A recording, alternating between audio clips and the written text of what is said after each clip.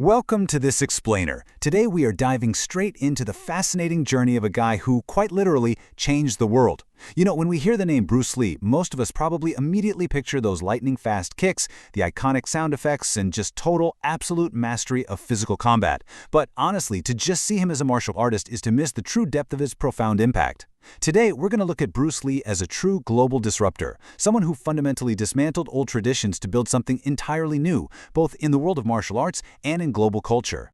And this quote right here perfectly captures Bruce Lee not just as a fighter, but as a deeply revolutionary thinker.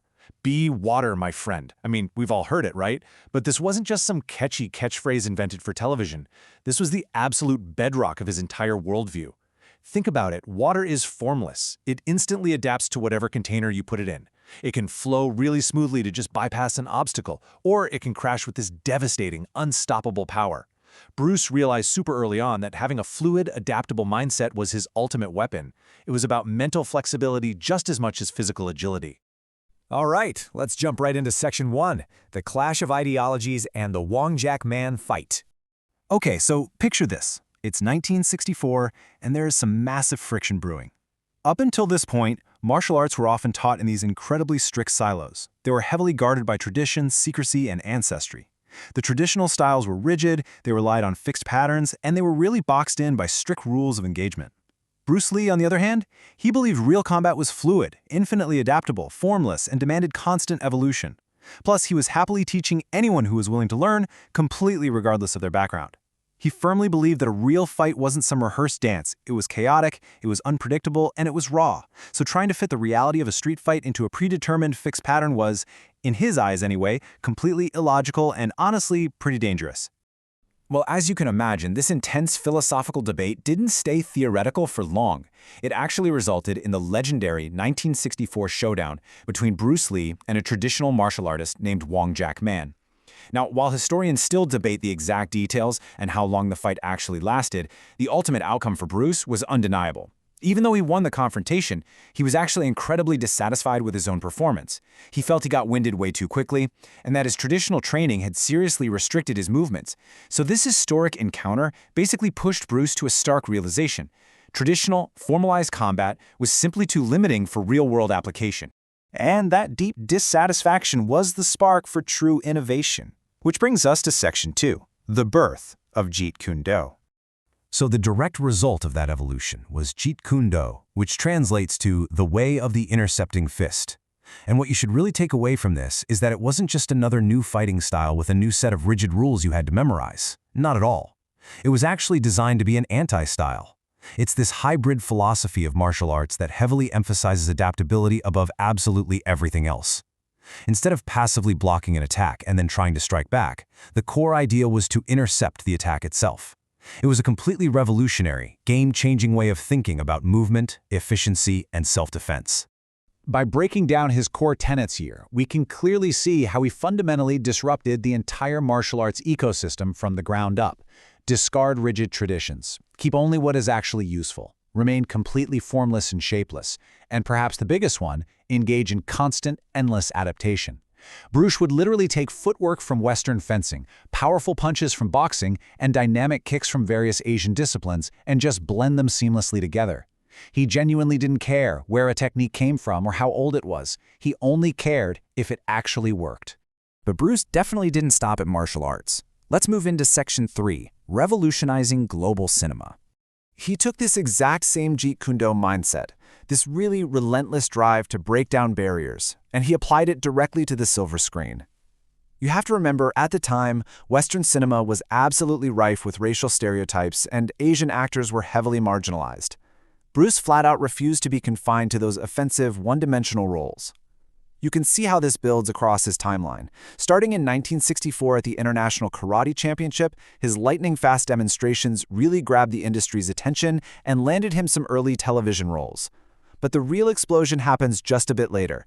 In 1971, The Big Boss hits theaters, and it is an explosive global debut, just completely smashing box office records. He follows that up almost immediately in 1972 with Fist of Fury, solidifying his status as a bona fide international icon.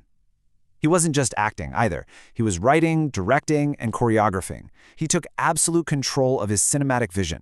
The impact of this cinematic explosion was monumental. He shattered Hollywood stereotypes so thoroughly that he literally opened the door for future international superstars like Jackie Chan and Tony Jaa to actually thrive. Before Bruce Lee, the idea of an Asian leading man anchoring a massive, culturally transcendent global blockbuster, it was almost unheard of.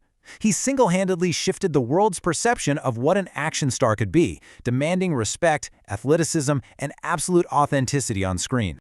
But just as things are reaching a fever pitch, the narrative shifts drastically. Here is Section 4, a sudden and mysterious end. Right at the absolute peak of his global influence, literally just as he was poised to become the biggest star on the entire planet, the story takes a deeply tragic turn. And it all centers around one haunting question: what really happened on July 20th, 1973? His sudden passing completely shocked the globe, leaving behind this massive cultural void and, of course, a flurry of enduring mysteries. It's honestly difficult to overstate just how seismic this loss was to the world at the time. Here was a man who was incredibly fit, seemingly invincible, and yet he was just gone in an instant. Naturally, when a figure of his magnitude passes away so suddenly, rumors, speculation, and wild theories immediately begin to circulate. But when we step back and look at the actual facts, we just find a really harsh reality. Bruce Lee passed away unexpectedly at the incredibly young age of just 32. The official medical cause cited was cerebral edema, which is a rapid swelling of the brain. The profound suddenness of his passing not only left behind a deeply shocked global fan base, but it ultimately cemented his status as an enigmatic legend. He became a figure forever frozen in time, taken from the world right at the absolute zenith of his potential. However, a disruptor of this magnitude never truly fades away. Let's look at Section 5, an everlasting cultural legacy. Even decades after his passing, his impact is still rippling across the globe, influencing fields he never even directly touched during his short life. He successfully bridged massive Eastern and Western cultural gaps, bringing a deeply authentic representation of his culture to a worldwide audience. He forever revolutionized fight choreography, too. Seriously, if you watch any modern action movie today, you are seeing the direct descendants of Bruce Lee's insistence on wide camera angles and visceral, realistic movement. But perhaps most profoundly, he left an unmatched philosophical footprint. His ideas on self-actualization, extreme discipline, and staying authentic resonate with athletes, entrepreneurs, and artists to this very day. Which brings us to what I think is the ultimate distillation of Bruce Lee's philosophy: no way as way, no limitation as limitation. He didn't just want us to learn how to throw a good punch, he wanted us to learn how to free our minds from the artificial boundaries and rules we constantly set for ourselves. So, as we wrap up this explainer, I want to leave you with this powerful final thought from Bruce Lee himself. Looking at your own life, your own career, your daily challenges, how can you apply this limitless, fluid mindset to break through the barriers standing in your way? Thank you so much for joining me for this explainer. Keep learning, keep evolving, and I hope this inspires you to truly be water.